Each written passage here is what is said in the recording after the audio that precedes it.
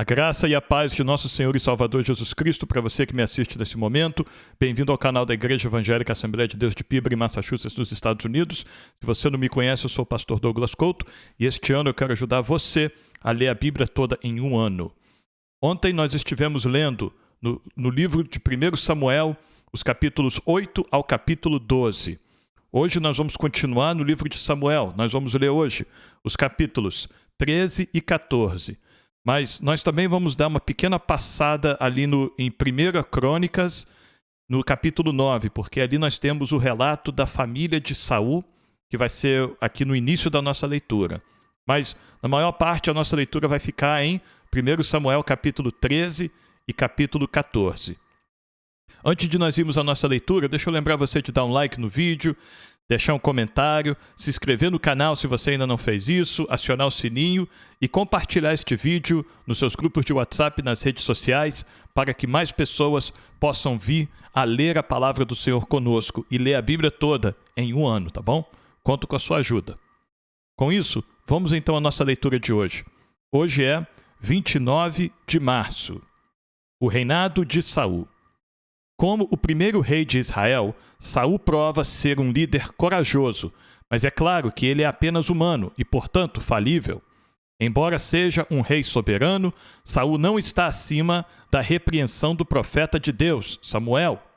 A desobediência de Saul a Deus, de fato, levará em última análise à sua rejeição como rei.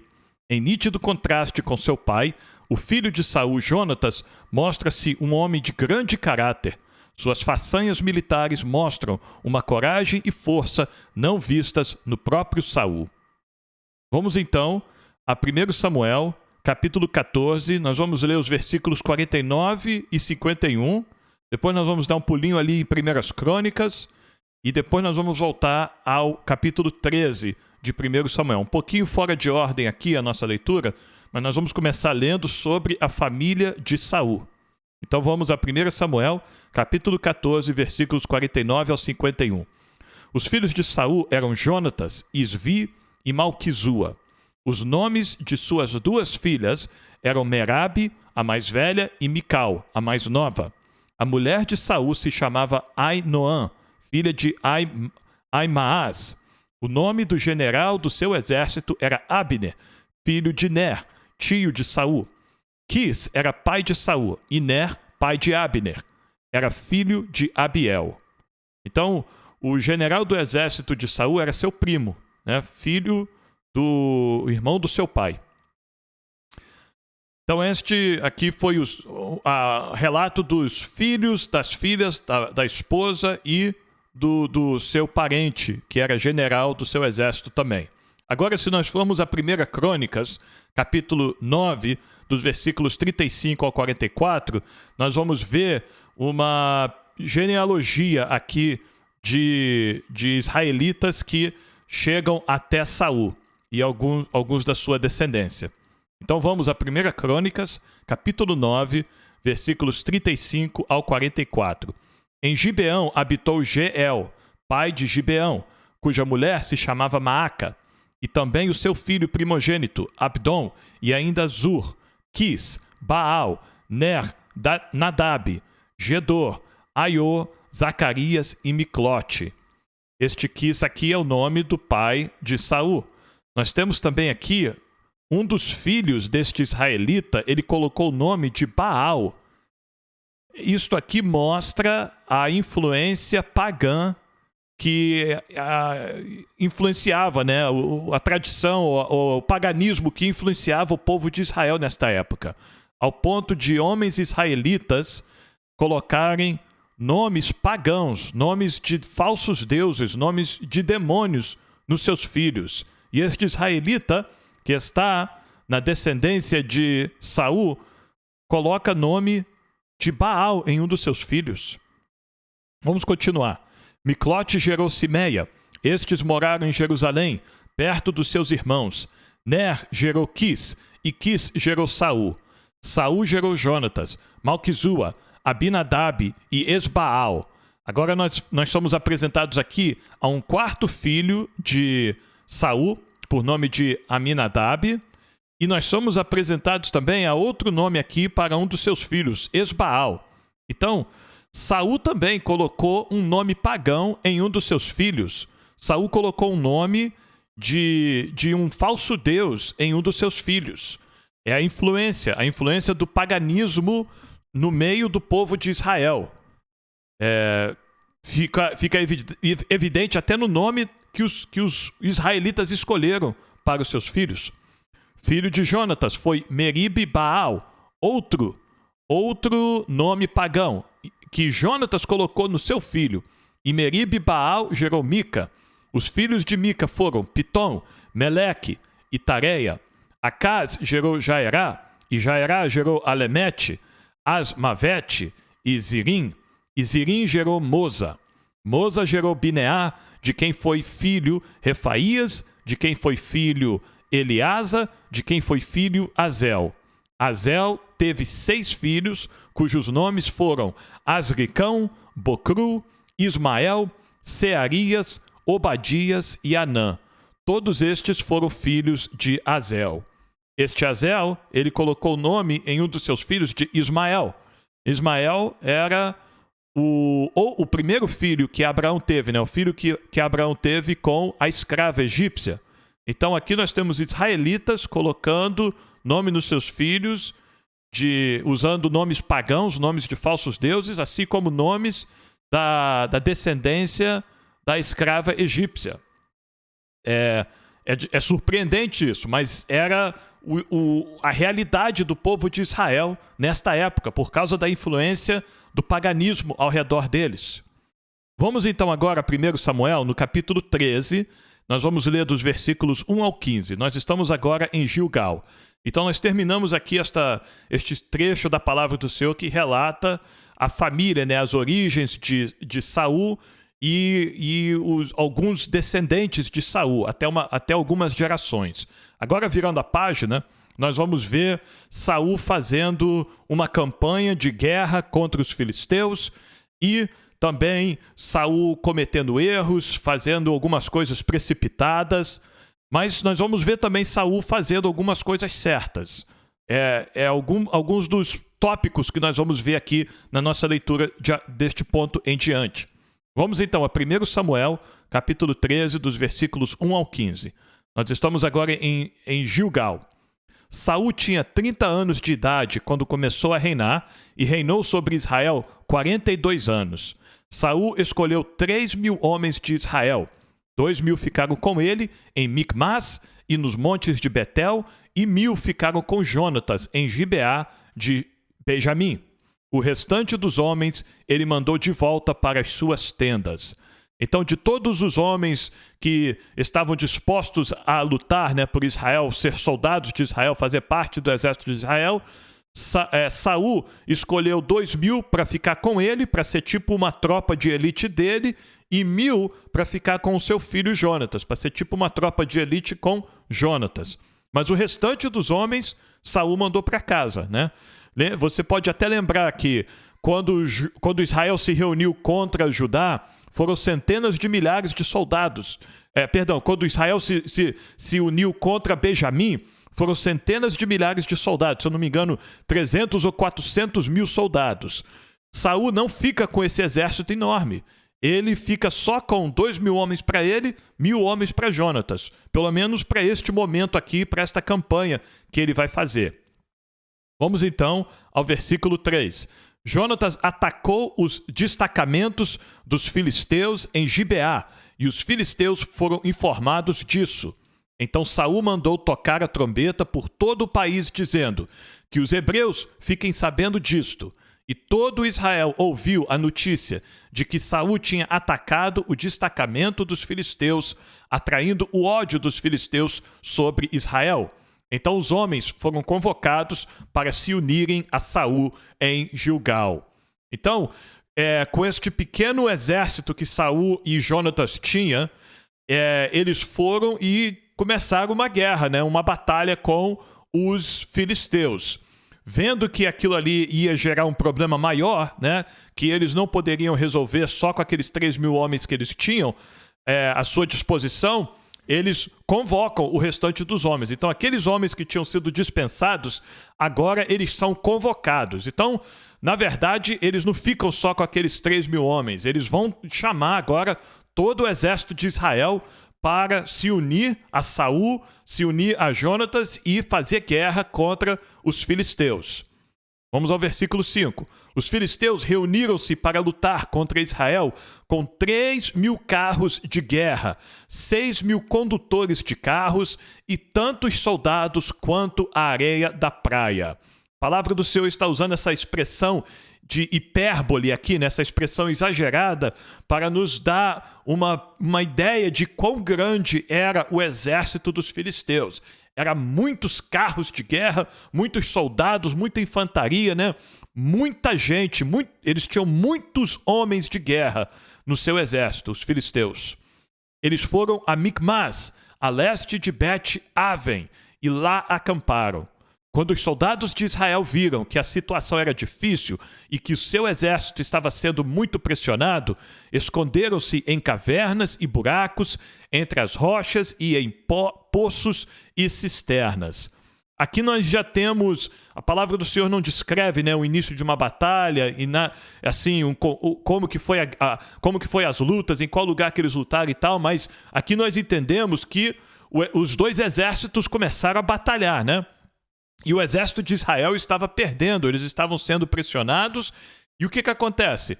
Homens desertaram, homens desistiram. Alguns homens aqui, israelitas, fugiram do campo de batalha e foram se esconder nas cavernas. É interessante que mais à frente nós vamos ver o Davi se esconder. E é justamente nessas cavernas que Davi vai se esconder também, mas não é dos filisteus que ele vai se esconder, ele vai se esconder de Saul naquela ocasião.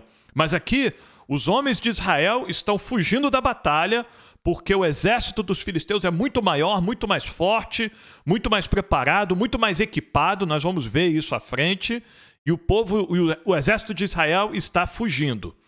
Alguns hebreus até atravessaram o Jordão para chegar à terra de Gade e de Gileade. Estes foram bem longe, sabe? Quilômetros e quilômetros, atravessaram o Jordão, foram lá para as terras de Ruben, de Gade e da meia tribo de Manassés.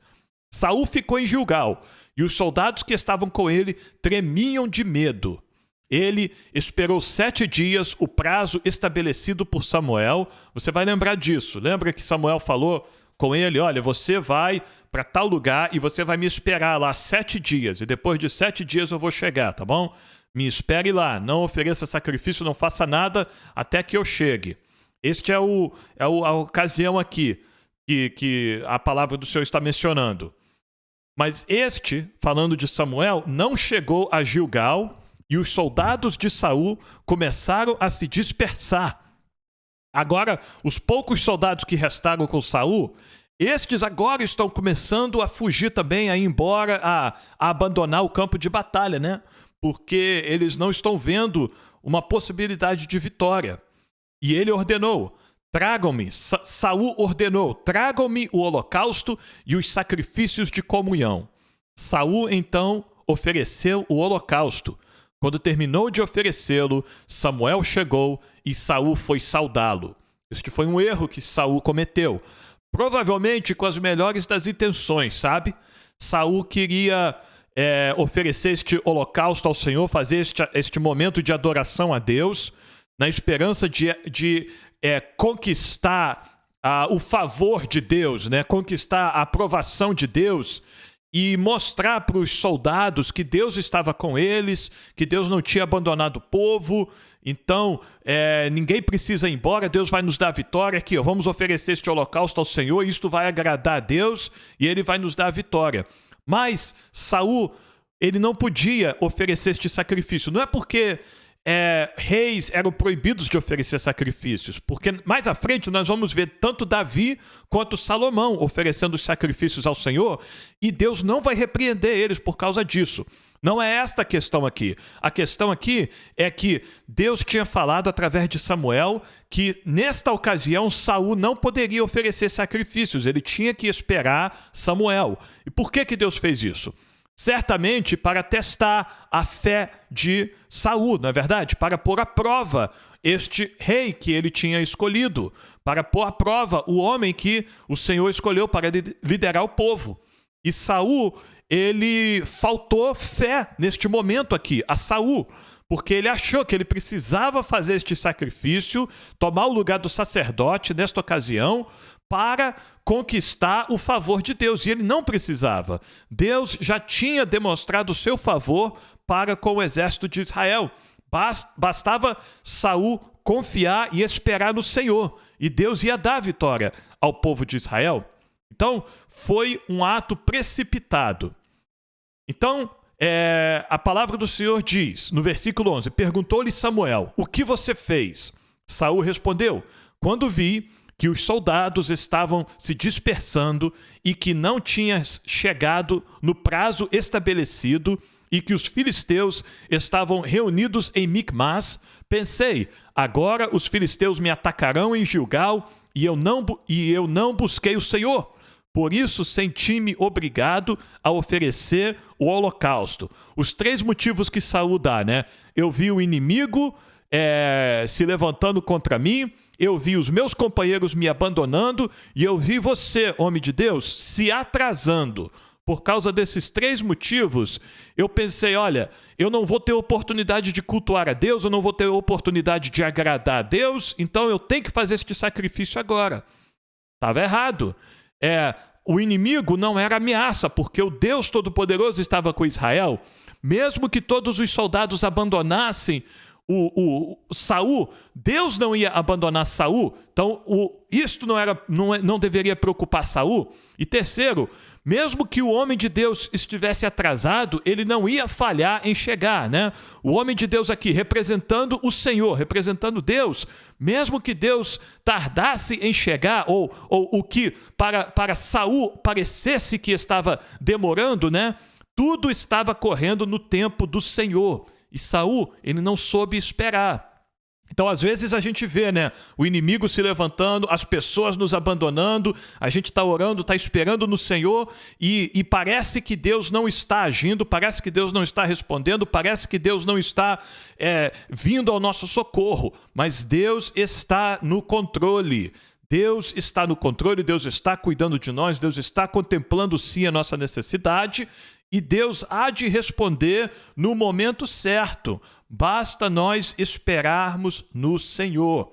E Saul aqui, ele se precipitou. Ele não podia ter feito isto, porque a palavra do Senhor tinha vindo para ele esperar o homem de Deus chegar. Então ele se precipitou. Disse Samuel, versículo 13, você agiu como tolo, desobedecendo ao mandamento que o Senhor, o seu Deus, deu a você. Se tivesse obedecido, ele teria estabelecido para sempre o seu reinado sobre Israel. Mas agora o seu reinado não permanecerá. O Senhor procurou um homem segundo o seu coração e o designou líder de seu povo, pois você não obedeceu ao mandamento do Senhor. Parece uma coisa pequena, né? Parece um erro pequeno da parte de Saul, mas aos olhos do Senhor, esta desobediência foi o suficiente para Deus cortar o reinado de Saul. Não será a linhagem de Saul que dará continuidade à monarquia de Israel. Saul vai morrer e Deus escolheu outro homem para assumir, outra linhagem, outra família, né, para assumir, porque Saul desobedeceu. Então, às vezes, uma coisa que para nós parece insignificante, um pecado, um erro, uma falta que para nós parece insignificante, para Deus é algo extraordinário, é algo significante. Por quê? Porque Deus é santo e Deus exige santidade de nós. Por isso que nós temos que sempre cuidar, buscar em oração, né, pedir ao Senhor um coração de acordo com o coração de Deus, uma mente como a mente de Cristo, pedir que o Espírito Santo esteja sempre trabalhando em nossas vidas, porque aquilo que parece pequeno para nós é significante para o Senhor. Vamos ao versículo 15. Então Samuel partiu de Gilgal e foi a Gibeá de Benjamim, e Saul contou os soldados que estavam com ele. Eram cerca de 600. Então ele foi de 3.000 para um enorme exército, né, de Israel, que depois a maioria fugiu, né, com medo, e agora os que ficaram com ele, 600 homens. Então, diminuiu muito, né, o exército de Saul. Ele não tem mais como, e se já estava difícil antes, né, enfrentar o exército dos filisteus, imagina agora com 600 homens somente. Mas Deus vai agir em prol do exército de Israel aqui. Deus vai agir em prol do rei e Deus vai dar vitória. E aí, com este exército bem pequeno, vai ser uma oportunidade para Deus demonstrar que a vitória realmente vai vir do Senhor, que não vai ser Saul com o seu grande exército que vai derrotar os filisteus, mas vai ser Deus que vai dar esta vitória. Vamos então ao capítulo 13, versículos 26 em diante. A estratégia de armas dos filisteus. Saul e seu filho Jonatas, acompanhado de seus soldados, ficaram em Gibeá de Benjamim, enquanto os filisteus estavam acampados em Micmas. Uma tropa de ataque saiu do acampamento filisteu em 3 divisões. Uma foi em direção a Ofra, nos arredores de Sual, outra em direção a Bet-Horon e a terceira em direção à região fronteiriça, de onde se avista o vale de Zeboim, diante do deserto. Então, o exército dos filisteus se espalharam em 3 direções, né? 3 grupos diferentes para atacar o povo de Israel de 3 lados diferentes, né? Foi uma estratégia de guerra. E nós vimos até o mesmo exército de Israel usar estratégias como esta em leituras passadas, né? Era uma estratégia muito comum. Versículo 19. Naquela época não havia nem mesmo um único ferreiro em toda a terra de Israel, pois os filisteus não queriam que os hebreus fizessem espadas e lanças. Assim, eles tinham que ir aos filisteus para afiar seus arados, enxadas, machados e foices. O preço para afiar rastelos e enxadas era 8 gramas de prata e 4 gramas de prata para afiar tridentes, machados e pontas de aguilhadas. Então, para dificultar mais ainda a situação do exército de Israel, eles nem mesmo tinham espadas, sabe? Eles não tinham espadas, não tinham lanças, eles tinham lançadores de pedras, né? Talvez pedaços de madeira, né, que eles usavam, mas armas afiadas, armas de aço, de ferro afiado, eles não tinham.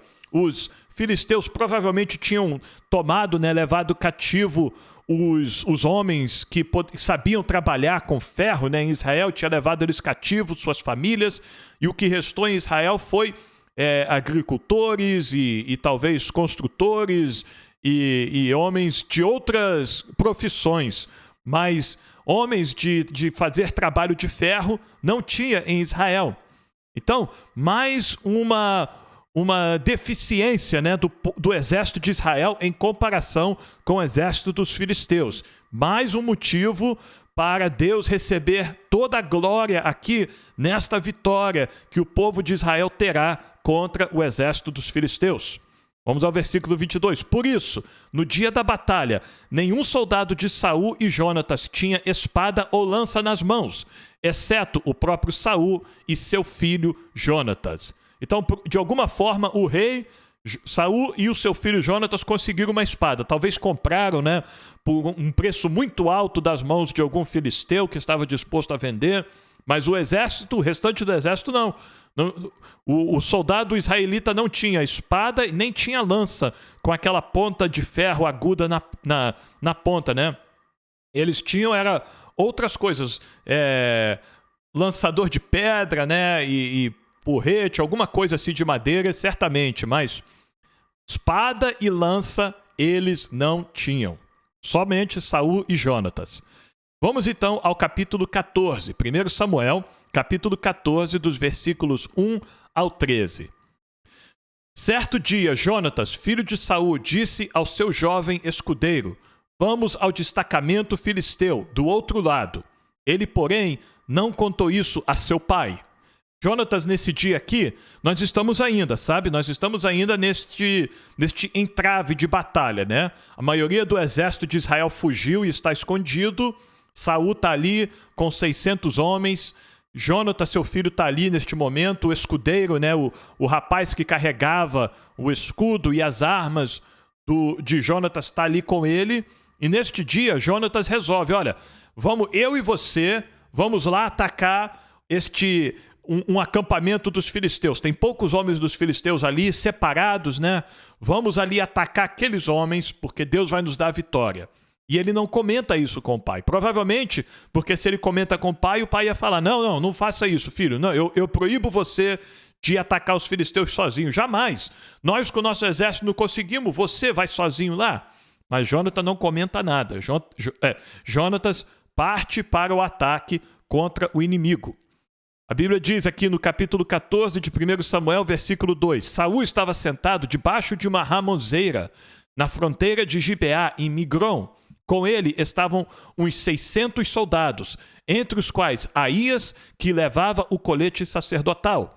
Ele era filho de Aitube, irmão de Icabode, filho de Finéias e neto de Eli, o sacerdote do Senhor em Siló. Ninguém sabia que Jonatas havia saído. Então tinha um sacerdote ali, juntamente com Saul neste campo de batalha. Nós vamos ver também daqui a pouco que até a arca de Deus estava ali também. Mas ninguém soube que Jonatas saiu para ir fazer este ataque surpresa contra os filisteus. Versículo 4. Em cada lado do desfiladeiro... Ok, o que é um desfiladeiro? Eu tive que procurar no dicionário. Um desfiladeiro é uma passagem estreita entre montanhas, ok? Uma passagem estreita entre montanhas. Então a Bíblia diz aqui, em cada lado do desfiladeiro que Jonatas pretendia atravessar para chegar ao destacamento, e o destacamento, só para nós sabermos, tá bom? O destacamento é a parte de uma determinada força militar separada de sua organização principal para cumprir uma missão em outra área, com efetivo normalmente reduzido e com organização variável, conforme a exigência da situação. Então, era um grupo especial, né, para fazer uma missão especial. Era uma tropa ali, um grupo de soldados que iam fazer uma missão especial aqui. Este era o destacamento filisteu que Jonatas e o seu escudeiro iam atacar sozinhos. E para chegar até eles, a Bíblia diz que havia um penhasco íngreme. Sabe o que é o penhasco íngreme? Penhasco íngreme é aquela... Quando você chega numa montanha, né? E na frente tem o mar, e tem aquela despenhadeira, né? Aquela parede da montanha reta, assim, que se você continuar correndo ali e pular, você vai cair na água, ou você vai cair lá embaixo, né? Isto é um penhasco íngreme, é um penhasco muito agudo, sabe? Com um ângulo muito agudo, muito reto. Tinha isso tudo, tinha um desfiladeiro muito estreito, tinha este penhasco íngreme. Não era fácil para Jonatas e o seu escudeiro chegar até estes inimigos filisteus. E tinha até nome. Um se chamava Bozés e outro Sené. Este era o nome destas localidades geográficas, né? Desses lugares geográficos aqui que Jonatas e o seu escudeiro iam ter que atravessar para chegar até os filisteus. Havia um penhasco ao norte, na direção de Micmas, e outro ao sul, na direção de Geba. E Jonatas disse a seu escudeiro, vamos ao destacamento daqueles incircuncisos. Quando nós vemos aqui, olha, Jonatas se referindo aos filisteus como incircuncisos, é uma palavra de desprezo, sabe? É um insulto. Jonatas está falando, olha, aqueles homens lá, eles não têm comunhão com Deus. Eles são incircuncisos, eles não fazem parte da aliança que Deus fez através de Abraão, de Isaac e de Jacó. Eles não são dos nossos, eles são inimigos de Deus. Eles não têm aliança com Deus. Então vamos ao acampamento deles porque o Senhor nos dará vitória. Então, Jonatas continua, talvez o Senhor haja em nosso favor, pois nada pode impedir o Senhor de salvar, seja com muitos, seja com poucos. Jonatas tem muita fé aqui em Deus.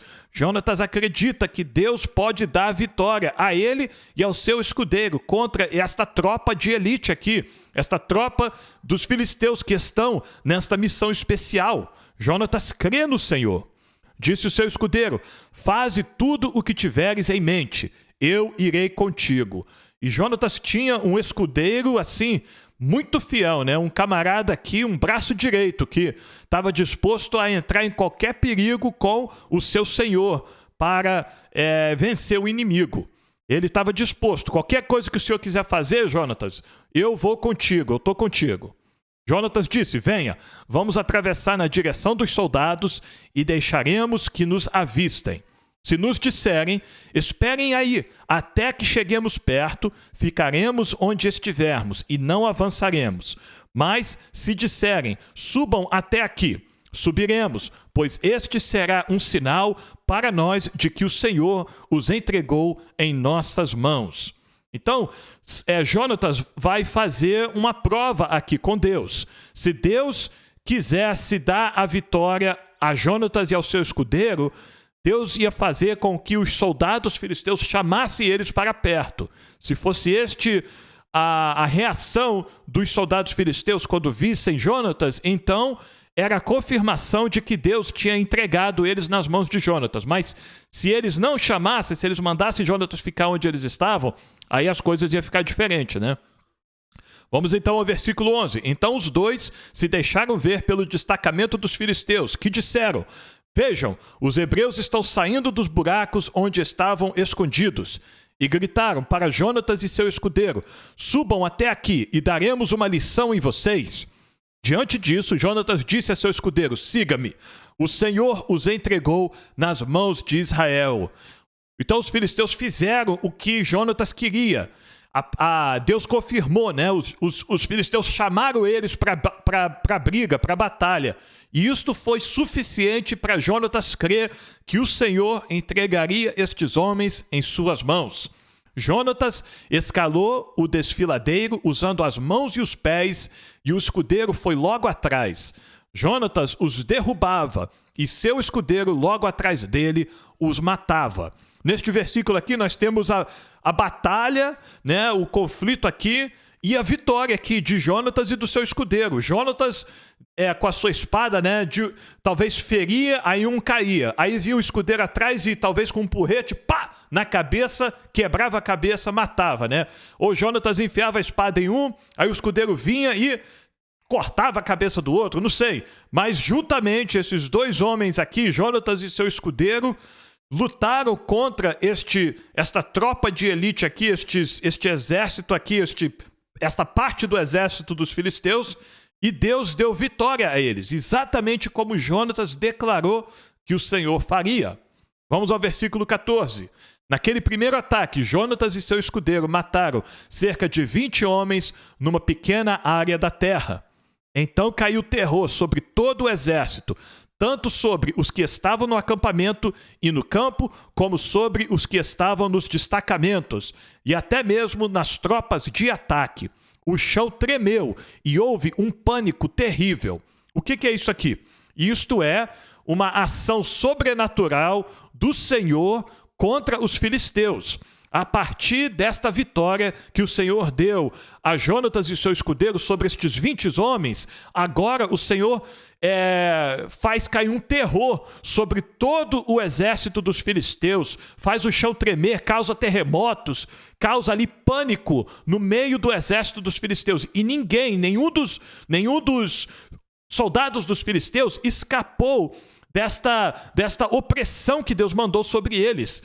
Os soldados que estavam nos destacamentos, né? Os soldados que estavam em certos lugares fazendo certas campanhas específicas ali, né, contra os soldados de Israel, todos os soldados dos filisteus entraram em pânico, em terror e começaram a matar uns aos outros. É o que nós vamos ver aqui em seguida. Versículo 16. As sentinelas de Saul em Gibeá de Benjamim viram o exército filisteu se dispersando, correndo em todas as direções. Então Saul disse aos seus soldados: contem os soldados e vejam quem está faltando. Quando o fizeram, viram que Jonatas e seu escudeiro não estavam presentes. Saul ordenou a Aías: traga a arca de Deus. Naquele tempo, ela estava com os israelitas. Enquanto Saul falava com o sacerdote, o tumulto no acampamento filisteu ia crescendo cada vez mais. Então Saul disse ao sacerdote: não precisa trazer a arca. Na mesma hora, Saul e todos os soldados se reuniram e foram para a batalha. Encontraram os filisteus em total confusão, ferindo uns aos outros com suas espadas. Então, aqui a Bíblia faz questão de mostrar quão inútil foi as espadas dos filisteus, né, contra o povo de Israel, porque este terror que Deus fez cair sobre os filisteus fez com que, ao invés dos filisteus usarem as suas espadas contra o povo de Israel, eles usaram as suas espadas contra si mesmo. Então Deus agiu aqui sobrenaturalmente. A arma do inimigo foi usada para matar o próprio inimigo aqui. Porque Deus estava dando esta vitória ao exército de Israel. Alguns hebreus que antes estavam do lado dos filisteus e que com eles tinham ido ao acampamento filisteu, passaram para o lado dos israelitas, que estavam com Saul e Jonatas. Estes podem ser aqueles homens que fizeram as armas para os filisteus, estes podem ser homens israelitas que estavam contra o reino de Saul, né? Você vai lembrar, se eu não me engano, ontem ou 2 dias atrás, nós lemos sobre alguns homens, né, que não concordaram com a escolha de Saul como rei de Israel. Tinha homens israelitas que tinham ido para o lado dos filisteus lutar contra Israel. Agora até estes homens estão abandonando os filisteus e voltando para ser soldados de Israel.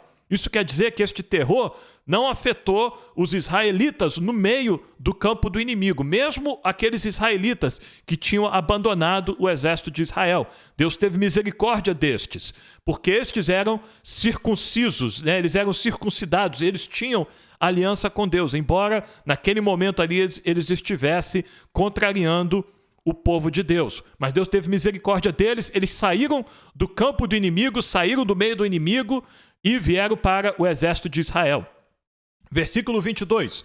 Quando todos os israelitas que haviam se escondido nos montes de Efraim ouviram que os filisteus batiam em retirada, também entraram na batalha perseguindo-os. Agora são aqueles soldados que fugiram, né, que estavam escondidos. Estes vieram também perseguir os filisteus.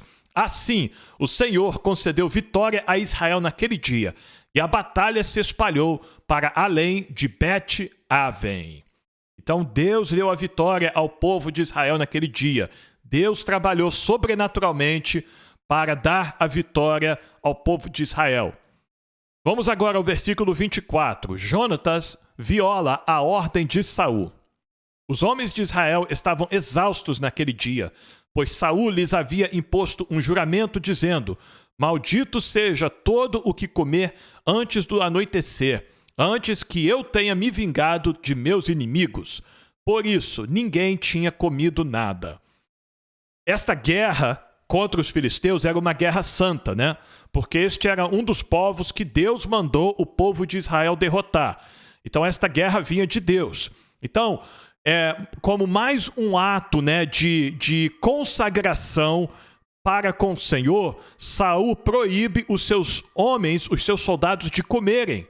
Agora imagina, amados, homens de guerra, né, soldados de guerra, durante uma batalha, ali um dia inteiro, talvez alguns dias ali de batalha, e não podem comer, eles vão ficar muito fracos, não é verdade? Se a batalha em si já é cansativa, né, carregar armas, né, carregar o equipamento de guerra já é cansativo, imagina fazer isso sem poder se alimentar. Então, foi um ato, possivelmente foi uma coisa boa que Saul queria fazer, né? Uma consagração do exército perante o Senhor. Provavelmente foi com as melhores das intenções, mas foi algo desnecessário, né? Nós vimos os juízes, né, fazerem juramentos desnecessários para com o Senhor, e Saul aqui faz este juramento também, este compromisso, coloca este compromisso sobre todos os homens de Israel. Versículo 25, o exército inteiro entrou num bosque, onde havia mel no chão. Eles viram o mel escorrendo, contudo ninguém comeu, pois temiam o juramento. Jonatas, porém, não sabia do juramento que seu pai havia imposto ao exército, de modo que estendeu a ponta da vara que tinha na mão e a molhou no favo de mel. Quando comeu, seus olhos brilharam. Isto quer dizer, as suas forças foram renovadas, né? Seus olhos brilharam, ele se sentiu assim maravilhoso por estar se alimentando, mas ele não sabia que o pai tinha exigido aquilo dos soldados. Então, um dos soldados lhe disse, seu pai impôs ao exército um juramento severo, dizendo, maldito seja todo o que comer hoje. Por isso, os homens estão exaustos. Jonatas disse, meu pai trouxe desgraça para nós. Veja como meus olhos brilham desde que provei um pouco deste mel. Como teria sido melhor se os homens tivessem comido hoje um pouco do que tomaram dos seus inimigos? A matança dos filisteus não teria sido ainda maior? Então Jonatas está falando a verdade, né? Se o exército de Israel tivesse com a força total, bem alimentados, né? Com todos os nutrientes necessários para um soldado, né? Eles poderiam ter perseguido mais os filisteus, o inimigo, eles poderiam ter derrotado mais inimigos, eles poderiam ter usufruído da bênção de Deus de maior forma, né? Então, Jonatas o entendimento aqui de Jonatas, que foi uma coisa desnecessária que o seu pai exigiu dos soldados. Vamos então ao versículo 31. Naquele dia, depois de derrotarem os filisteus, desde Micmas até Aijalon, os israelitas estavam completamente exaustos. Eles então se lançaram sobre os despojos e pegaram ovelhas, bois e bezerros, mataram-nos ali mesmo e comeram a carne com o sangue. Então, olha o que aconteceu. Esta exigência de saúde, esta proibição dos homens de comerem, fez com que os homens pecassem.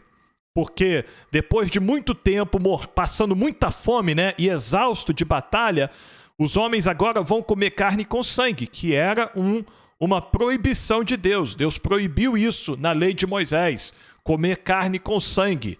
Era explicitamente proibido. Mas Saul causou esta necessidade nos seus soldados, por causa de uma exigência desnecessária e precipitada. E alguém disse a Saul, veja, os soldados estão pecando contra o Senhor, comendo carne com sangue. Ele disse, vocês foram infiéis, rolem uma pedra até aqui, saiam entre os soldados e digam-lhes, cada um traga a mim seu boi ou sua ovelha, abatam-nos e comam a carne aqui, não pequem contra o Senhor, comendo carne com sangue. Então, mais uma vez, nós vemos uma boa atitude de Saul aqui. O que Saul está fazendo? Ele está fazendo a sua parte para redimir os seus homens, os seus soldados. Ele vai agora matar o animal, né, corretamente, vai fazer o sacrifício do animal ali da forma correta para deixar o sangue do animal escorrer e depois dar a carne sem sangue para os seus homens comerem. É uma boa atitude aqui de Saul. Ele está tentando aqui redimir esta situação que ele mesmo causou, né? Ele está tentando redimir para salvar aqui a vida dos seus soldados. Assim, cada um levou seu boi naquela noite e ali o abateu. Então Saul edificou um altar para o Senhor. Foi a primeira vez que fez isso.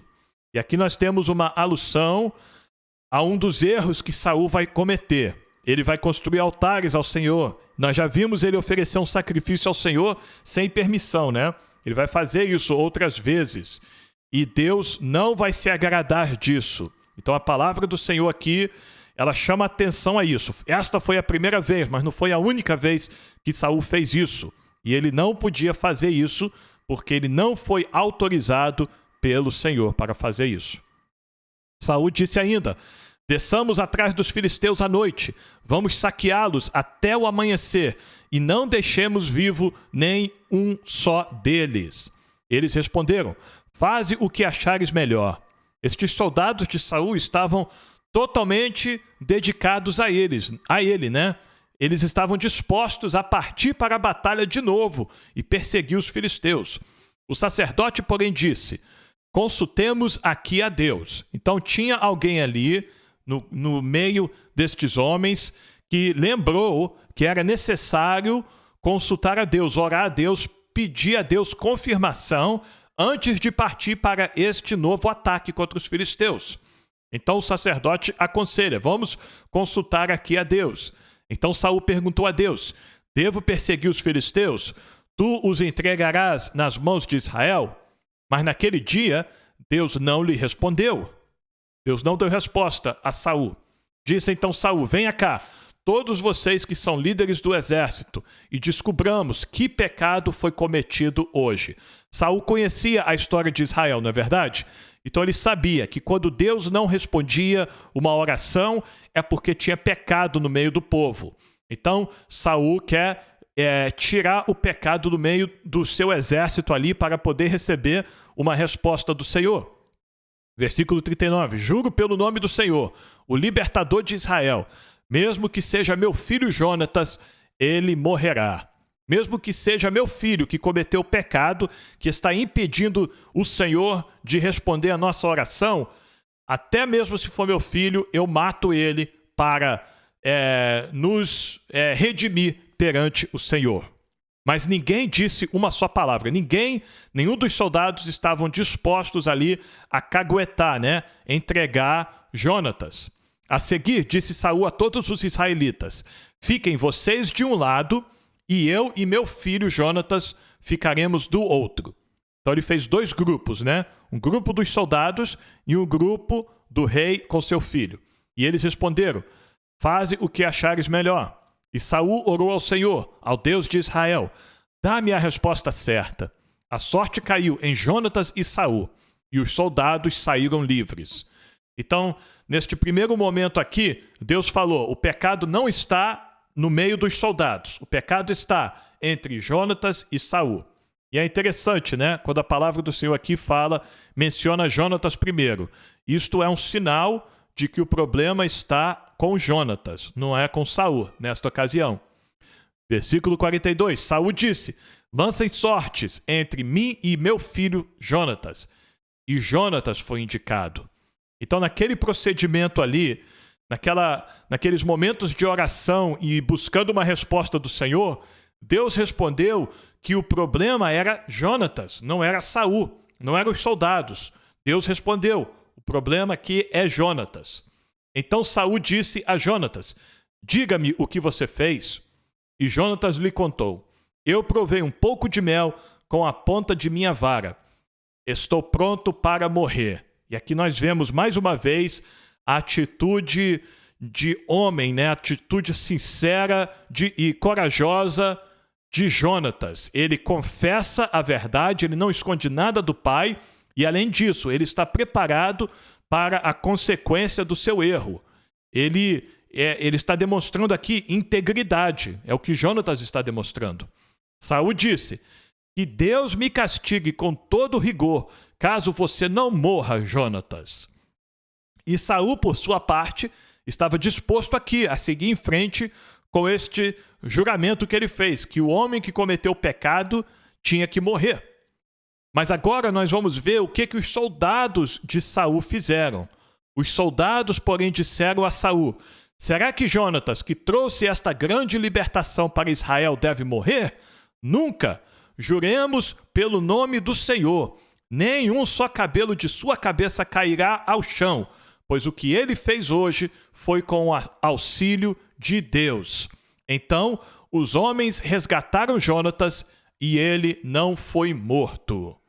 Os homens resgataram Jonatas. Os soldados, aqueles 600 homens ali valentes, os 600 fiéis de Saul, eles viram que de fato o que Jonatas fez não foi nada demais, não foi um pecado tão grave assim digno de morte. Mas estes homens estavam dispostos a morrer no lugar de Jonatas. Quando a palavra fala que os homens resgataram Jonatas, é a mesma expressão que Deus usou quando Deus exigiu o primogênito. Lembra lá atrás, quando nós estávamos lendo em Levítico as leis que Deus deu, e Deus falou, olha, todo primogênito é meu. Você tem que oferecer os primogênitos dos animais como holocausto. Vocês têm que oferecer também o primogênito dos filhos. Mas, como eu não aceito sacrifício humano, vocês podem resgatar o primogênito com um animal sem mancha, sem defeito, né? Um animal perfeito. Esta é a linguagem que a palavra do Senhor aqui está usando. Os homens de Saul, os soldados do exército aqui de Israel, estavam dispostos a morrer no lugar de Jonatas, para salvar Jonatas, porque eles viram que Deus estava com ele. Eles viram que Deus aprovou de tudo que Jonatas fez, e Deus deu a vitória. O início da vitória que Deus deu ao povo de Israel começou através da fé e da coragem de Jonatas e do seu escudeiro. Então os homens não deixaram. E aí Jonatas não foi morto. Saul voltou atrás, Saul viu que não podia, e Saul não seguiu em frente com aquele juramento que ele fez. É um exemplo aqui de graça e de misericórdia, não é verdade? É um exemplo aqui de remissão. Jonatas foi redimido aqui. Neste caso, redimido pelos seus companheiros de exército, né? Mas nós sabemos que este ato aqui é uma sombra para aquilo que o Senhor Jesus Cristo faria por nós. Porque todos nós pecamos, diz o apóstolo Paulo em Romanos, e destituídos fomos da glória de Deus. Mas por causa da morte e da ressurreição do Senhor Jesus Cristo, Ele nos resgatou da morte e do inferno. Cristo nos resgatou, assim como estes soldados aqui resgataram, salvaram a vida de Jonatas. Cristo nos salvou também da morte eterna através do seu sangue. E diferente aqui dos soldados aqui de Saul e de Jonatas, eles não precisaram morrer, eles simplesmente precisaram interceder para que Saul acalmasse os ânimos ali e não seguisse em frente com aquele juramento. Mas no caso dos meus pecados e dos seus pecados, para eles serem perdoados todos para sempre, Cristo precisou morrer.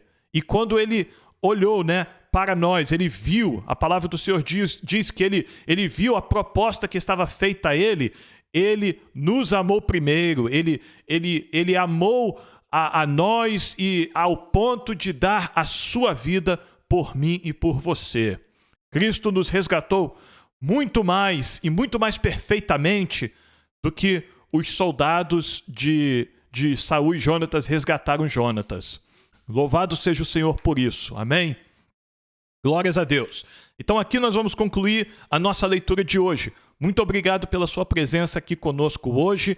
Não esqueça de dar um like no vídeo, deixar um comentário, se inscrever no canal, acionar o sininho e compartilhar este vídeo nos seus grupos de WhatsApp e nas redes sociais para que mais pessoas possam ouvir a ler a palavra do Senhor conosco e ler a Bíblia toda em um ano, tá bom? Eu conto com a sua ajuda para alcançarmos mais pessoas. Muito obrigado pela sua presença.